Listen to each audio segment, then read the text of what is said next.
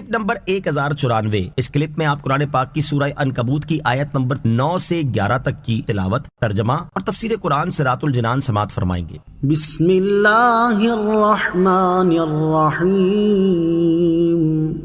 ترجمہ، اللہ کے نام سے شروع جو نہایت مہربان رحمت والا ہے۔ والذین آمنوا وعملوا الصالحات لندخلنہم فی الصالحین۔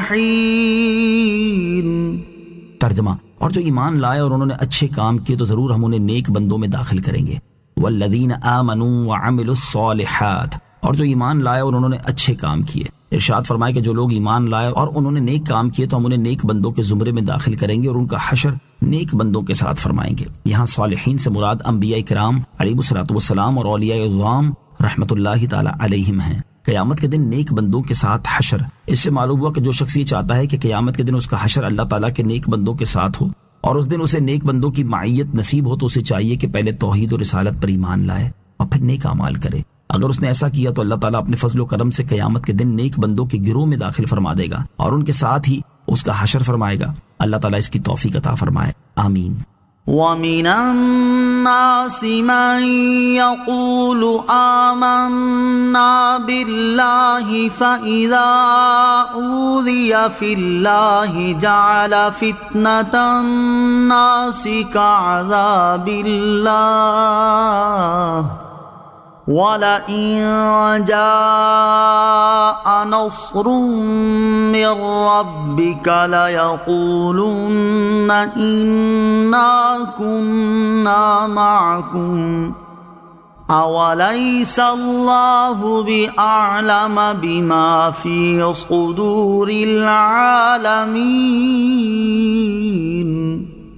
ترجمہ، اور لوگوں میں کچھ وہ ہیں جو کہتے ہیں ہم اللہ پر ایمان لائے، پھر جب اللہ کی راہ میں انہیں کوئی تکلیف دی جاتی ہے تو لوگوں کے فتنے کو اللہ کے عذاب کے برابر سمجھتے ہیں، اور اگر تمہارے رب کے پاس سے کوئی مدد آ جائے تو ضرور کہیں گے ہم یقیناً تمہارے ساتھ تھے۔ کیا اللہ اسے خوب نہیں جانتا جو تمام جہان والوں کے دلوں میں ہے؟ وَمِنَ النَّاسِ مَن يَقُولُ آمَنَّا بِاللَّهِ، اور لوگوں میں کچھ وہ ہیں جو کہتے ہیں ہم اللہ پر ایمان لائے۔ اس سے پہلی آیات میں مخلص ایمان والوں اور کھلے کافروں کا ذکر ہوا اور ان کے احوال بیان کیے گئے، اور اب یہاں سے ان لوگوں کا حال بیان کیا جا رہا ہے جو نہ مخلص ایمان والے ہیں اور نہ کھلے کافر بلکہ منافق ہیں۔ چنانچہ ارشاد فرمایا کہ لوگوں میں کچھ وہ ہیں جو کہتے ہیں ہم اللہ تعالیٰ پر ایمان لائے، پھر جب اللہ تعالیٰ کی راہ میں دین کی وجہ سے انہیں کوئی تکلیف پہنچتی ہے جیسے کفار کا ستانا، تو وہ لوگوں کی طرف سے پہنچنے والی اذیت کو اللہ تعالیٰ کے عذاب کے برابر سمجھتے ہیں، اور جیسا اللہ تعالیٰ کے عذاب سے ڈرنا چاہیے تھا ایسا مخلوق کی ایذا سے ڈرتے ہیں، حتیٰ کہ اس کی وجہ سے ایمان ترک کر دیتے اور کفر اختیار کر لیتے ہیں۔ اور اے حبیب علیہ الصلوۃ والسلام، اگر آپ کے رب عز و جل کے پاس سے کوئی مدد آ جائے،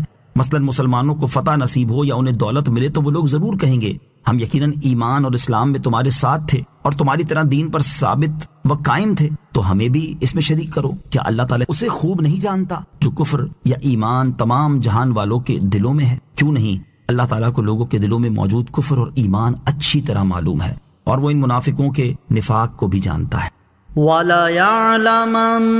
اللَّهُ الَّذِينَ آمَنُوا وَلَيَعْلَمَنَّ الْمُنَافِقِينَ۔ ترجمہ، اور ضرور اللہ ایمان والوں کو ظاہر کر دے گا اور ضرور منافقوں کو ظاہر کر دے گا۔ وَلَيَعْلَمَنَّ اللَّهُ الَّذِينَ آمَنُوا، اور ضرور اللہ ایمان والوں کو ظاہر کر دے گا۔ ارشاد فرمائے کہ اللہ تعالیٰ ضرور ان لوگوں کو ظاہر کر دے گا جو صدق اور اخلاص کے ساتھ ایمان لائے اور آزمائش و مصیبت میں اپنے ایمان اور اسلام پر ثابت و قائم رہے، اور ان لوگوں کو بھی ظاہر کر دے گا جو منافق ہیں اور انہوں نے مصیبت کی وجہ سے اسلام ترک کر دیا، اور دونوں فریقوں کو ان کے اعمال کی جزا دے گا۔ مصائب و آلام میں ایمان پر ثابت قدم رہنے کی ترغیب۔ اس آیت میں ہر مسلمان کے لیے یہ تنبیہ ہے کہ وہ دین کی وجہ سے آنے والی اذیتوں اور تکلیفوں پر صبر کرے اور مصائب و آلام کی وجہ سے سرمایہ آخرت یعنی ایمان کو ہرگز ضائع نہ کر دے، بلکہ اپنے ایمان اور اسلام پر ثابت قدم رہے اور اپنی اس قیمتی ترین دولت کی بھرپور حفاظت کرے۔ ایسی حالت میں ہر مسلمان کو چاہیے کہ وہ کائنات کے سردار، دو عالم کے تاجدار، حبیب پروردگار عز و جل و صلی اللہ تعالی علیہ وآلہ وسلم اور آپ کے صحابہ کرام رضی اللہ تعالی عنہم کو راہ خدا میں آنے والی تکلیفوں اور ان پر ان عظیم ہستیوں کے صبر کرنے کو یاد کرے تاکہ دل کو تسلی ہو، تکلیفوں پر صبر کرنا آسان ہو اور ایمان و اسلام پر ثابت قدمی نصیب ہو۔ ترغیب کے لیے یہاں حضور پر نور علیہ الصلوۃ والسلام اور آپ کے مخلص اور جانثار صحابہ کرام رضی اللہ تعالی عنہم کو راہ خدا میں آنے والی تکالیف کی جھلک اور ان کے صبر کا حال سماعت کیجیے۔ چنانچہ سیرت کی کتابوں میں مذکور ہے کہ کفار مکہ خاندان بنو ہاشم کے انتقام اور لڑائی بھڑک اٹھنے کے خوف سے حضور پر نور علیہ الصلوۃ والسلام کو قتل تو نہیں کر سکے، لیکن طرح طرح کی تکلیفوں اور ایذا رسانیوں سے آپ علیہ الصلوۃ والسلام پر ظلم و ستم کا پہاڑ توڑنے لگے۔ چنانچہ یہ لوگ نبی پاک علیہ الصلوۃ والسلام کے کاہن، جادوگر، شاعر اور مجنون ہونے کا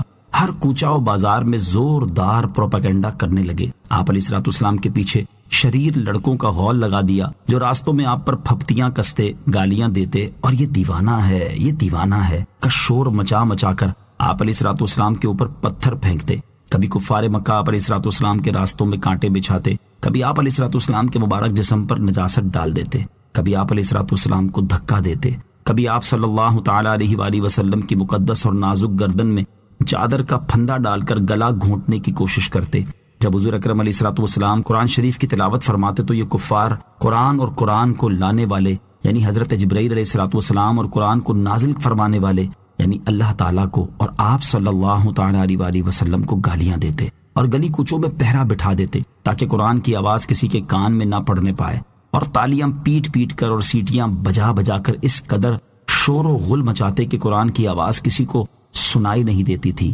حضور انور علیہ الصلوۃ والسلام جب کہیں کسی عام مجمع میں یا کفار کے میلوں میں قرآن پڑھ کر سناتے یا دعوت ایمان کا واز فرماتے تو آپ علیہ الصلوۃ والسلام کا چچا ابو لہب آپ کے پیچھے پیچھے چلا چلا کر کہتا جاتا تھا کہ اے لوگو، یہ میرا بھتیجا جھوٹا ہے، یہ دیوانہ ہو گیا ہے، تم لوگ اس کی کوئی بات نہ سنو، معاذ اللہ۔ ایک مرتبہ نبی پاک علیہ الصلوۃ والسلام ذو المجاز کے بازار میں دعوت اسلام کا واز فرمانے کے لیے تشریف لے گئے اور لوگوں کو کلمہ حق کی دعوت دی تو ابو جہل آپ علیہ الصلوۃ والسلام پر دھول اڑاتا جاتا تھا اور کہتا تھا کہ اے لوگو، اس کے فریب میں مت آنا، یہ چاہتا ہے کہ تم لوگ لات و عزیٰ کی عبادت